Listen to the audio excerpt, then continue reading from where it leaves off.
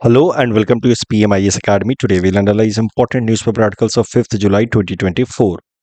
Please note you can download the PDF version of today's newspaper analysis by clicking the link given in the comment section. This is the list of the topics that we'll be covering from today's newspaper. The first article is about SCO, Shanghai Cooperation Organization. This article is important from our syllabus GS Paper 2 International Relations point of view. सबसे पहले current news देखते हैं। ये एक international organisation है SCO, जिसकी 2 दिन की समिट कराई गई हाल फिलहाल में at Astana which is capital city of Kazakhstan, और भारत को रिप्रेजेंट किया भारत के external affairs minister S Jaishankar साहब ने।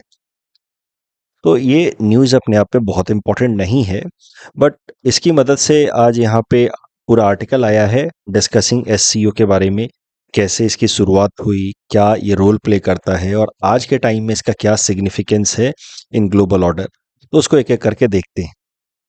देखिए, SCO is a permanent inter governmental organization, एक अंतर्राष्ट्रीय संस्थान है। कई सारे देश दुनिया के मिल करके उन्होंने एससीओ को बनाया है। एससीओ का फॉर्मेशन हुआ था साल 2001 में, और एससीओ के अंदर जो भी मेंबर कंट्रीज हैं उनका मेन लक्ष्य है आपस में पॉलिटिकल, इकोनॉमिक, मिलिट्री कोऑपरेशन को प्रमोट करना। एससीओ का सेक्रेटेरिएट है इन बीजिंग, चाइना। एससीओ की अगर बात की जाए तो आज के टाइम में इसके जो मेंबर कंट्रीज हैं वो हैं China, Russia, Kazakhstan, Kyrgyzstan, Tajikistan and Uzbekistan. मतलब सेंट्रल एशिया में तुर्कमेनिस्तान को छोड़ करके आपको आई होप पता होगा कि सेंट्रल एशिया में 5 देश आते हैं, सबका नाम ऐसे तान से ही खत्म होता है। तो 5 देश हैं तुर्कमेनिस्तान, उसके अलावा Kazakhstan, Kyrgyzstan, Tajikistan and Uzbekistan. तो सेंट्रल एशिया के 5 में से एक बस तुर्कमेनिस्तान को छोड़ करके बाकी 4 देश मेंबर हैं एससीओ का। उसके अलावा रसिया और चाइना तो हैं ही। ओरिजिनली ये 6 देश मेंबर थे एससीओ के, फिर इंडिया और पाकिस्तान को मेंबरशिप दी गई साल 2017 में, और फिर हाल फिलहाल में ईरान को भी मेंबरशिप मिली है एससीओ के अंदर। तो टोटल अब इसके मेंबर हो गए 9। अगर भारत और पाकिस्तान की बातचीत की जाए तो दोनों को मेंबरशिप मिली साल 2017 में। भारत को मेंबरशिप मिली ऑन इंसिस्टेंस ऑफ रसिया, जबकि पाकिस्तान को मेंबरशिप मिली ऑन इंसिस्टेंस ऑफ चाइना। तो रसिया चाहता था कि इंडिया को मेंबरशिप मिले एससीओ की, तो फिर इंडिया के इन्फ्लुएंस को काउंटर वेट करने के लिए चाइना ने पाकिस्तान को इंक्लूड करा दिया एससीओ के अंदर। तो एक ही साथ इंडिया और पाकिस्तान दोनों की एंट्री हुई एससीओ में साल 2017 में। फिर अभी पिछले साल जाकर के ईरान को एक फुल फ्लेजेड मेंबर की तरह इंक्लूड कर लिया गया, otherwise earlier it was just a observer country. तो अब टोटल देश जो मेंबर हैं एससीओ के वो हो गए 9। एससीओ की अगर इंपॉर्टेंस की बात की जाए कि क्या सिग्निफिकेंस है एससीओ का, और क्यों रसिया चाहता था कि इंडिया को एससीओ का मेंबर बनाया जाए, तो उसके पीछे सबसे बड़ा कारण है चाइना के इन्फ्लुएंस को नलीफाई करना इन सेंट्रल एशिया रीजन। देखिए, इंटरनेशनल रिलेशंस में अक्सर मैं क्लास में कहता हूं कि there is no permanent friend और no permanent enemy. The only thing that matters in international relation is national interest.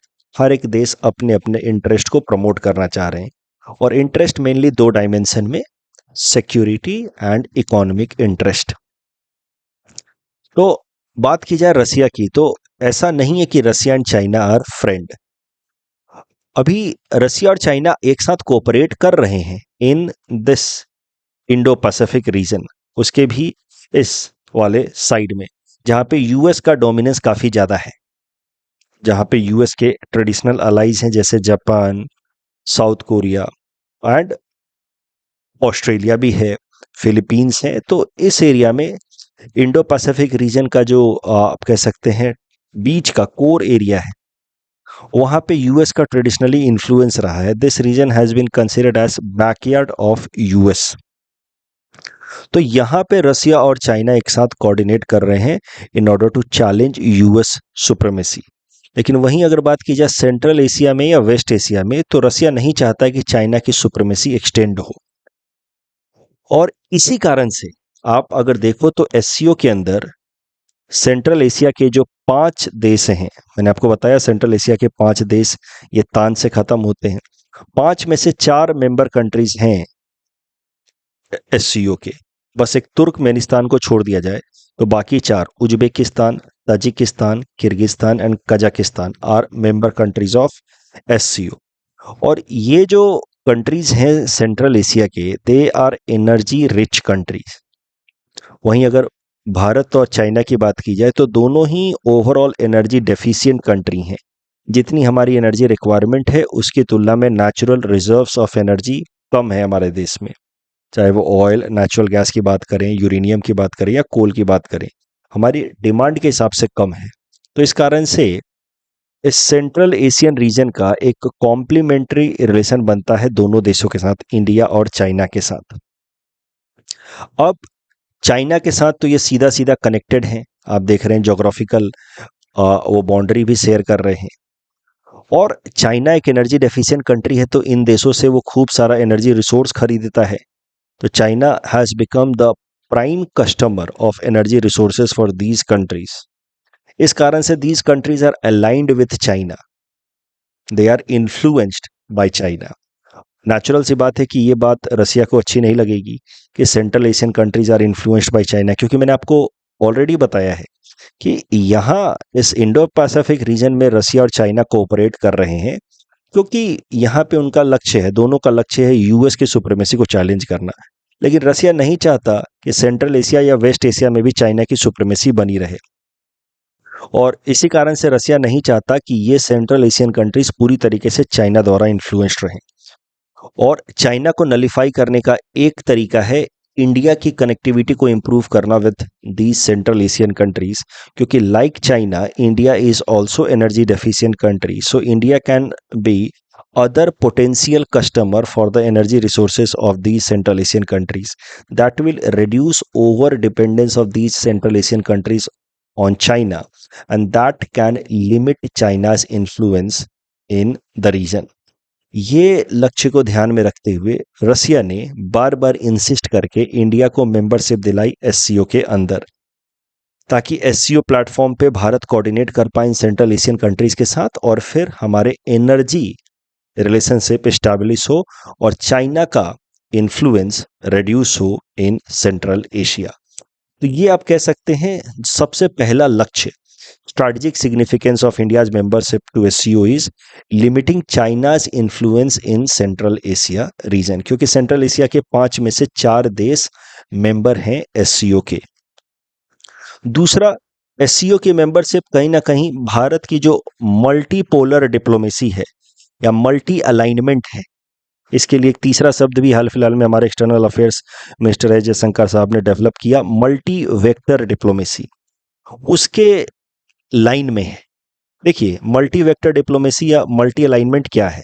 हम लोग किसी भी देश के साथ, किसी भी पावर ब्लॉक के साथ अपने आप को परमानेंटली साइड नहीं करना चाहते, because committing to any of the power bloc means compromising on our own strategic autonomy.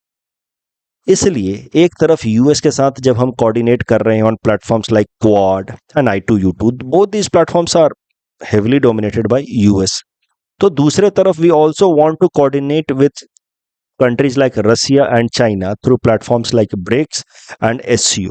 क्योंकि अगर वर्ल्ड देखा जाए तो एक बार फिर से कोल्ड वॉर वाले सिनेरियो को रिपीट करता हुआ दिख रहा है कुछ हद तक। एक नजरिए से देखा जाए तो देयर इज मल्टीपोलर ऑर्डर, दुनिया में अलग अलग पावर ब्लॉक्स हैं, लेकिन एक नजरिए से देखा जाए तो दुनिया वापस से बाईपोलर हो रही है। एक तरफ यूएस और उसके वेस्टर्न यूरोपियन अलाइज हैं, तो दूसरे तरफ रसिया और चाइना है, और भारत किसी भी साइड के साथ अलाइन नहीं होना चाहता। तो जो पहले हमारी पॉलिसी थी नॉन अलाइनमेंट मूवमेंट की, उसी का आप कह सकते हैं restructured version in current scenario is multi vector diplomacy. और उसी मल्टी वेक्टर डिप्लोमेसी को प्रैक्टिस करते हुए एक तरफ अगर हम क्वाड एंड I2U2 के मेंबर हैं, तो दूसरे तरफ we want to continue to remain aligned with Russia and China through platforms like BRICS and SCO. तो यहाँ जाकर के इंडिया के मल्टी वेक्टर डिप्लोमेसी के लाइन में आती है एससीओ की मेंबरशिप। तो ये दूसरा स्ट्रैटेजिक सिग्निफिकेंस है एससीओ की मेंबरशिप फॉर इंडिया। पहला तो चाइना के इन्फ्लुएंस को काउंटर करना in the central Asian region, दूसरा in line with India's goal of multi vector diplomacy. तीसरा, ये पूरा का पूरा जो एरिया है ये टेररिज्म इन्फ्लिक्टेड एरिया है। पाकिस्तान और अफगानिस्तान तो हॉटबेड है टेररिज्म के। तो इस कारण से SCO can become a important platform जहां पे एंटी टेरर इनिशिएटिव्स लिए जा सकते हैं, क्योंकि एससीओ का एक इम्पॉर्टेंट स्ट्रक्चर है। एससीओ के ऊपर मेंबर कंट्रीज ने मिलकर के बनाया है rats, regional anti terrorism structure. ये एक इम्पॉर्टेंट इनिशिएटिव हो सकता है जहां से इस एरिया के अंदर टेररिज्म को काउंटर किया जा सके। तो ये भी कारण है कि इंडिया ने प्रेफर किया to join SCO as a member. उसके अलावा सेंट्रल एशिया को कनेक्ट करना, मैंने आपको कहा इन जनरल तो चाइना को तो नलीफाई करना गोल है ही। उसके अलावा India always wanted to connect with central Asia. India की पॉलिसी भी है कनेक्ट सेंट्रल एशिया पॉलिसी। तो उसको अटेन करने में भी एससीओ की मेंबरशिप इज हेल्पफुल। उसके अलावा पाकिस्तान एंड चाइना जैसे देशों के साथ इन जनरल हमारा आजकल सीधा सीधा तो इंटरेक्शन होता नहीं है। तो SCO can become a good platform for countries, for India to interact with countries like China and Pakistan. जैसे आज ही अब देखिए एससीओ के प्लेटफॉर्म पे हमारे एक्सटर्नल मिनिस्टर एस जयशंकर साहब अपने चाइनीज काउंटर पार्ट से मिल रहे हैं, और फिर वहां पे उन्होंने एलईसी से related, line of actual control से रिलेटेड चर्चा की। मैंने कुछ दिनों पहले न्यूज़पेपर एनालिसिस में बताया था कि LAC is the boundary between India and China. तो पाकिस्तान और चाइना जैसे देशों के साथ डील करने के लिए भी SCO as a platform is good. उसके अलावा अफगानिस्तान के अंदर अब आपको पता है कि वहां पे Taliban has return into power. ये अफगानिस्तान को डिटेल में इसके इश्यूज को एक बार मैं फिर से कभी डिस्कस करूंगा, लेकिन अफगानिस्तान के अंदर तालिबान का क्या मामला है वो नए स्टूडेंट्स के लिए I will be explaining. But मोटा मोटा मैं आपको बता दूं कि तालिबान एक तरीके का रेडिकल इस्लामिस्ट ग्रुप है which was behind 9/11 attack on US in 2001। उसके बाद US attacked Afghanistan with the intention of eliminating Taliban, और लगभग 20 साल तक अमेरिकी फोर्सेस रहे अफगानिस्तान के सॉइल के ऊपर with the goal of completely eliminating Taliban, लेकिन ऐसा कर नहीं पाए। And when US forces moved back to their own country, तो वापस से Taliban rose to power in Afghanistan. तो एक बार फिर से तालिबान वहां पे पावर में है। लेकिन जब वहां पे अमेरिकी फोर्सेस थे, जब अफगानिस्तान के अंदर डेमोक्रेटिकली इलेक्टेड गवर्नमेंट थी, तो भारत ने इस उम्मीद में कि अफगानिस्तान के साथ अच्छे संबंध हो, अफगानिस्तान का इकोनॉमिक डेवलपमेंट हो और वहां पे तालिबान कभी लौट के ना आए, उस उम्मीद में इंडिया ने कई सारे प्रोजेक्ट्स वहां पे स्टैब्लिश किए। जैसे वहां का पार्लियामेंट तक बनवाया, डैम बनवाए, स्कूल्स बनवाए। उसमें भारत ने लगभग $3 बिलियन खर्च किए हैं। तो अब हम नहीं चाहते कि अफगानिस्तान पूरी तरह से केओटिक हो जाए, वहां पे लॉलेसनेस फैल जाए। इसीलिए आप देखो अफगानिस्तान के साथ बाउंड्री शेयर कर रहे हैं सेंट्रल एशियन कंट्रीज। तो सेंट्रल एशिया के साथ कनेक्ट करना जरूरी है ताकि अफगानिस्तान के अंदर स्टेबिलिटी बनी रहे। तालिबान को डायरेक्टली तो नहीं बट इनडायरेक्टली हम लोग थोड़ा सा उनके साथ कोऑर्डिनेशन डेवलप कर पाए कि वो अपने पुराने रेडिकल टेरर अप्रोच को सेड करें, दूर करें। तो इन सब गोल्स से मोटिवेटेड होकर के India has been actively willing to get membership of SCO, और भारत को मिल भी गया साल 2017 में। लेकिन भारत को काउंटर करने के लिए वहां पे पाकिस्तान भी है जो अलग अलग तरीके के मुद्दे उठाता है और भारत के जो गोल्स होते हैं उसको काउंटर करने की कोशिश करता है, specially with respect to Afghanistan and central Asia. तो ये सब कुछ चीजें हैं जो एससीओ से संबंधित आपको जाननी चाहिए।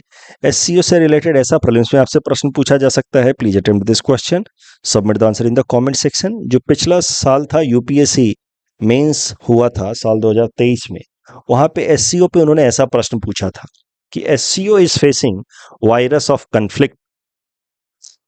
यहाँ पे आपको लिखना था कि एससीओ के अंदर जो भी मेंबर कंट्रीज हैं उनके बीच में आपस में काफी सारे डिस्प्यूट या कन्फ्लिक्ट चल रहे हैं। जैसे इंडिया पाकिस्तान के बीच में तो है ही, इंडिया चाइना के बीच में भी टेरिटोरियल डिस्प्यूट हैं, रसिया और चाइना के बीच में भी ऑल इज नॉट वेल। रसिया और चाइना के बीच में भी एक तरीके की सॉफ्ट बैलेंसिंग चल रही है। ये टेक्निकल टर्म आप लिखेंगे, soft balancing Russia is trying to do of China in central Asia region. तो ये सब चीजें जो हैं वो रिफ्लेक्ट करती हैं कि एससीओ जो प्लेटफॉर्म है it is marred by several kinds of conflict amongst member countries. उसके अलावा आप खुद से ट्राई करें, जरूरत पड़े तो ये हिंट्स पढ़ करके भी आप इस क्वेश्चन को ट्राई करें, but try to write something. on daily basis. Next article is about angel tax and associated issues. This topic is important from our syllabus GS paper 3 Indian economy point of view. क्या है angel tax? Angel tax क्या है और angel investors कौन होते हैं, वो दोनों एक साथ समझते हैं। समझाने के लिए बस मैंने ये इमेज लगाया है यहाँ पे।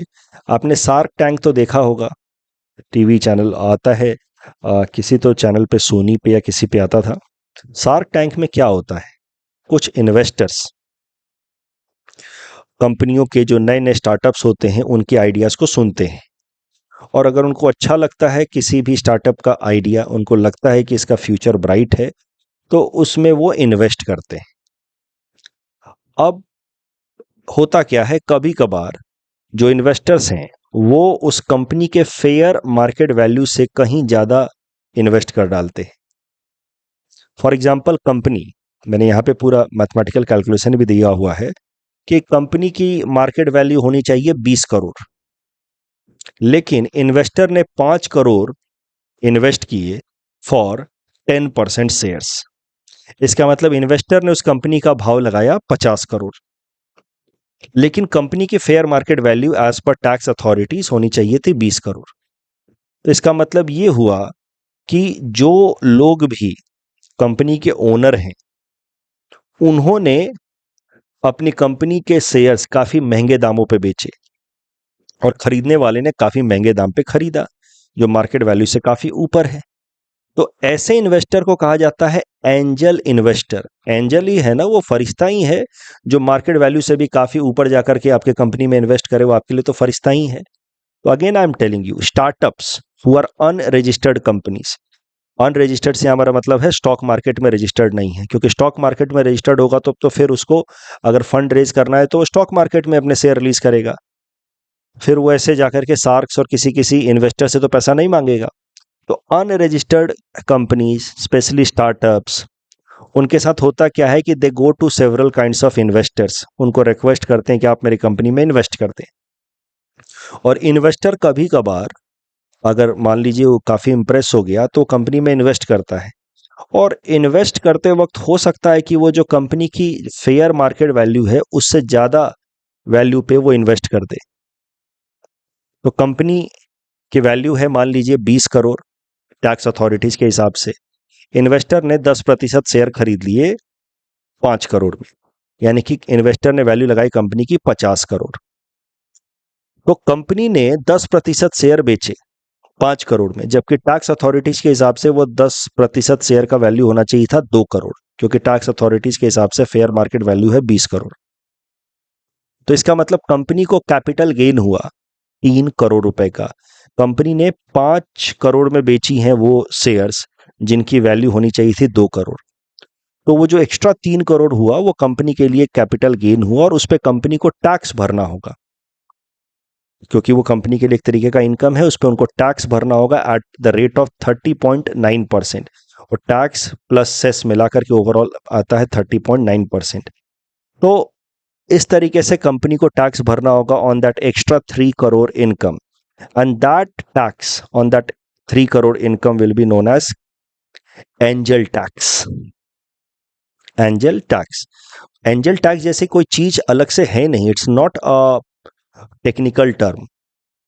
It is a common name given to income tax levied on companies or startups who sell their shares at higher price than the fair market value as estimated by the tax authorities. उस case में they get some additional income capital, उनको extra income होता है और उस पर उनको tax भरना होता है, जिसको हम लोग कहते हैं एंजल टैक्स।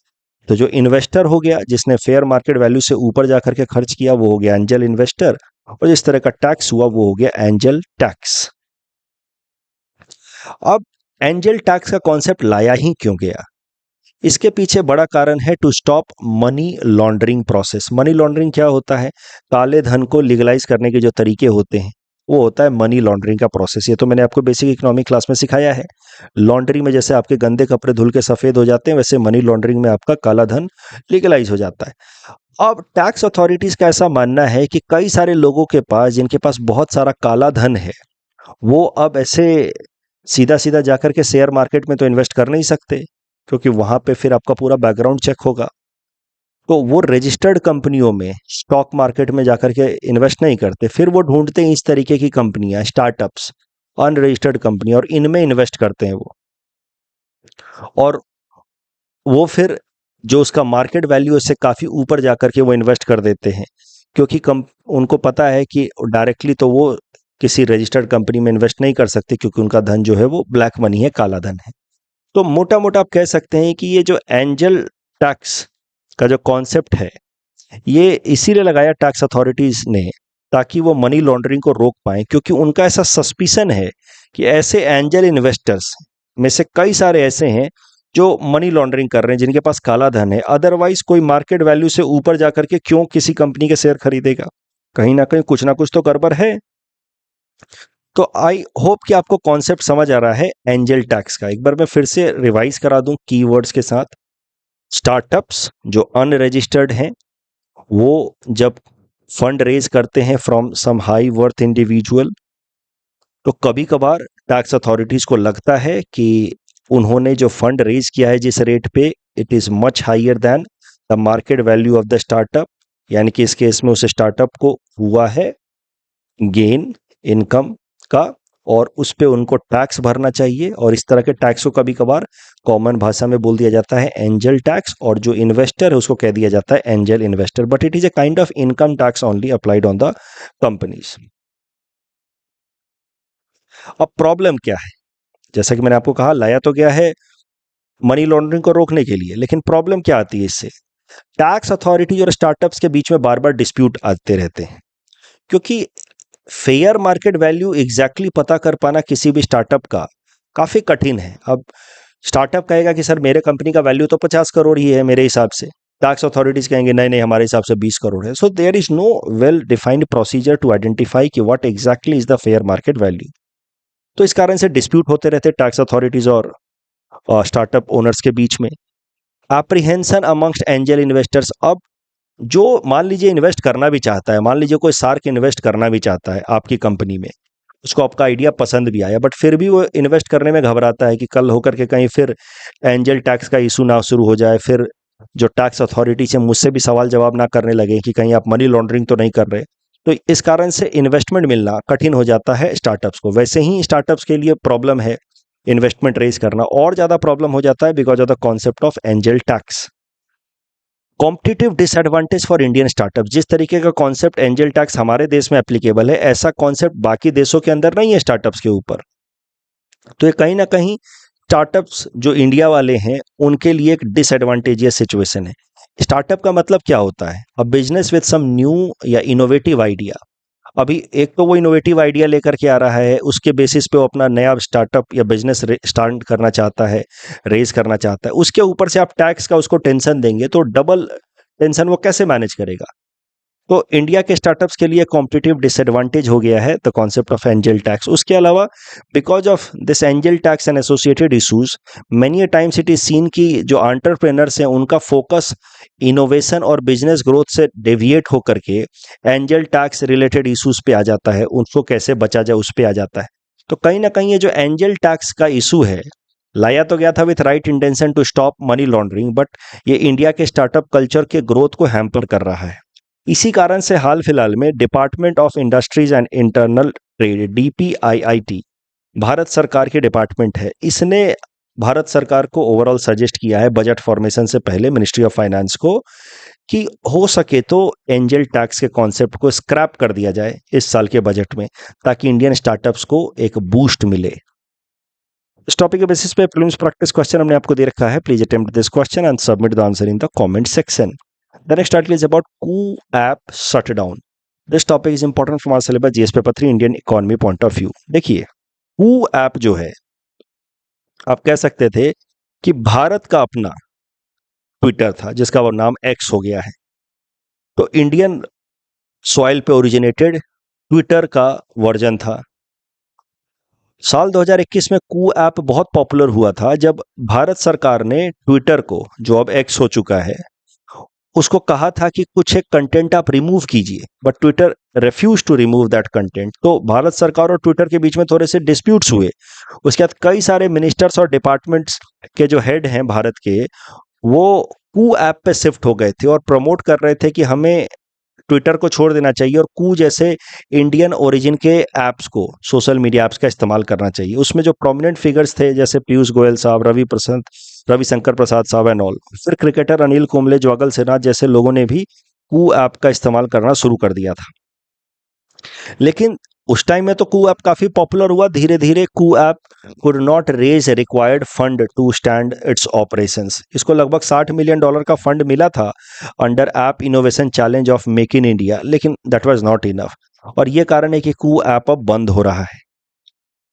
वैसे तो इस पे सीधा सीधा प्रश्न नहीं आएगा मेंस में, लेकिन आपको कहीं पासिंग रेफरेंस में आप लिख सकते हैं कि हमें Indian origin based social media platforms को सपोर्ट करना चाहिए, जैसे कि कू। नहीं तो होगा क्या कि we will be over relying on US based platforms, portals और China based portals, which will make India even more vulnerable. तो shutting down of Koo platform is a setback for Indian startup and overall it's a negative development in the field of developing our own social media platform as an alternative to US and China. तो यहाँ पे ऐसे कहीं आप passing reference में कू app का जिक्र कर सकते हैं। Rudram 1 missile is the next topic. This is important from GS paper 3 science and technology point of view. देखिए रुद्रम मिसाइल क्या है? एयर टू सरफेस मिसाइल है। तो हमारे फाइटर जेट जैसे सुखोई वगैरह पे रुद्रम मिसाइल को अटैच किया जा सकता है और वहां से फिर ये एनिमी के रडार्स को या उनके किसी दूसरे सैटेलाइट कम्युनिकेशन डिवाइसेस को आइडेंटिफाई करके जाकर के हिट कर सकता है। तो हमारा फाइटर जेट है उस पर रुद्रम मिसाइल लगाया जा सकता है और एनिमी के जो भी कम्युनिकेशन डिवाइसेस हैं उनको आइडेंटिफाई करके जाकर के डिस्ट्रॉय कर सकता है। यह है रुद्रम। एंटी रेडिएशन मिसाइल, ये एयर टू सरफेस मिसाइल है। हवा में इसको रिलीज किया जाएगा, जाकर के सरफेस पे हिट करेगा एनिमी के कम्युनिकेशन असेट्स को। इसको डेवलप किया है डीआरडीओ ने फॉर इंडियन एयर फोर्स। इसकी मदद से एनिमी के रडार्स को, कम्युनिकेशन असेट्स को, रेडियो फ्रिक्वेंसी को डिटेक्ट किया जा सकता है, ट्रैक किया जा सकता है और डिस्ट्रॉय किया जा सकता है। एक बार अगर इसने डिटेक्ट कर लिया तो उसके बाद एनिमी अगर अपने रेडिएशन फ्रिक्वेंसीज को बंद भी कर देता है तब भी ये उसको टारगेट करके हिट कर सकता है। इसकी ऑपरेशनल रेंज लगभग 250 किलोमीटर है और स्पीड अप टू 2 मैक, मतलब 2 times speed of sound. Exactly कैसे काम करेगा जरा देखते हैं। मान लीजिए कि ये एनिमी का रडार सिस्टम है, पाकिस्तान का रडार है मान लीजिए, तो यहां से कुछ तो सिग्नल आएगा। ये सिग्नल को, ये रेडिएशन को आइडेंटिफाई कर लेगा हमारा रुद्रम। एंटी रेडिएशन मिसाइल है। इन रेडिएशंस को आइडेंटिफाई करने के बाद रुद्रम पे फिटेड होगा। ये रुद्रम है, ये है रुद्रम। ये फिटेड है on Sukhoi 30 MKI fighter jets. ये हमारा सुखोई फाइटर जेट है, इस पे रुद्रम फिटेड है। रुद्रम ने आइडेंटिफाई कर लिया सिग्नल को coming from this enemy radar. उसके बाद ये रुद्रम जा करके सुखोई से अपने आप को डिटैच करेगा और जा करके हिट करेगा इस एनिमी रडार को और इसको डिस्ट्रॉय कर देगा। तो इस तरीके से Rudram missile will work, which has been now successfully tested by DRDO and it will be deployed for Indian Air Force. Rudram के बेसिस पे ये प्रीलिम्स प्रैक्टिस क्वेश्चन हमने आपको दे रखा है। Please attempt this question and submit the answer in the comment section. The next article is about Li-Fi technology for Indian Navy. This topic is important from our syllabus GS paper 3 science and technology point of view. Li-Fi stands for light fidelity. Basically ये Li-Fi technology जो है वो mobile wireless communication का काम करेगी using light, not radio frequency. Normally जो हमारे घर में जो वाईफाई लगा रहता है वो रेडियो फ्रिक्वेंसीज बेस्ड हैं। अभी उनके जगह पे ये लाइफाई क्या करेगा, वो लाइट बेस्ड सिग्नल सेंड करेगा, लाइट बेस्ड डेटा सेंड करेगा। तो वाईफाई जैसा वैसे लाइफाई। लाइफाई का फुल फॉर्म है light fidelity. It will use light rather than radio frequency to transmit data.